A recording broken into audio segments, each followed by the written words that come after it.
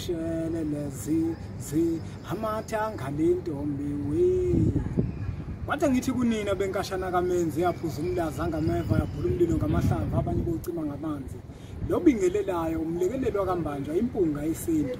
Namuhla bafowethu nginiphathela isihloko esibaluleke kakhulu nokuyisihloko esinohlonze ngendlela engakazi bona. Namuhla ngifuna ukuthi ke ngithinte indaba yokukhuphula okanye indaba yokubuyisa.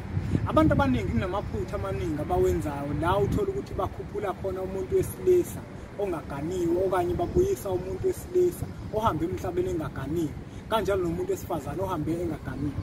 Umsebenzi wokukhuphula awenzelwa noma ubani kodwa wenzelwa umuntu osuke eganiwe phakathi komuzi. Ngesizathu sokuthi umuntu osuke ehambe engaganiwe usuke engekho esigabeni sokuthi abe yindoda.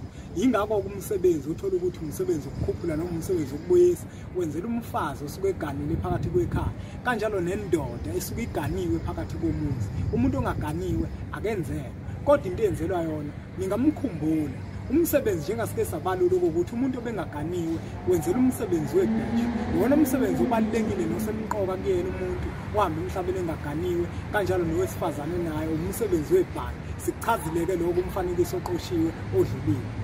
Bona-ke abakhushulwa ngoba isizathu sokukhuphula nisuke nifuna ukuthi umuntu lamandla lawa kade nawo lento ekade nayo abuye azombatha ngayo abantu abasuke bephila phansi komhluzi lakhe. Manje uma nizenza into efana naleyo nisuke seniyilahlile ngoba lo muntu lo moya wakhe wayenawo uzothi umebuya ezemhlabeni bese afike embatha abantu ngalento nayo kade yiyona bese phakathi komuzi kube nzima ukuthi insizwa zigane kube nzima ukuthi intombi zigane. Yingakho ke isintu sethu sikugqugquzela ukuthi umsebenzi wokukhuphula wenzela umuntu osuke eganiwe kanjalo nomuntu osuke eganiwe ngoba inhloso esuke siyifuna sifuna ukuthi lo moya wabo walento enhla bebekade beyenza babuye bazokwembatha abantu abaphilayo.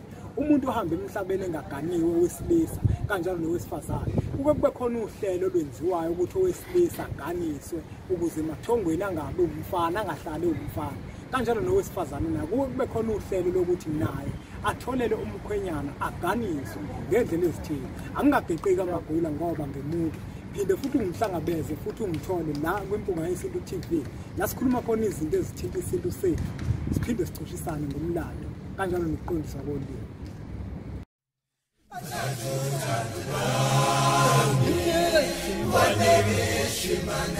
Shimane,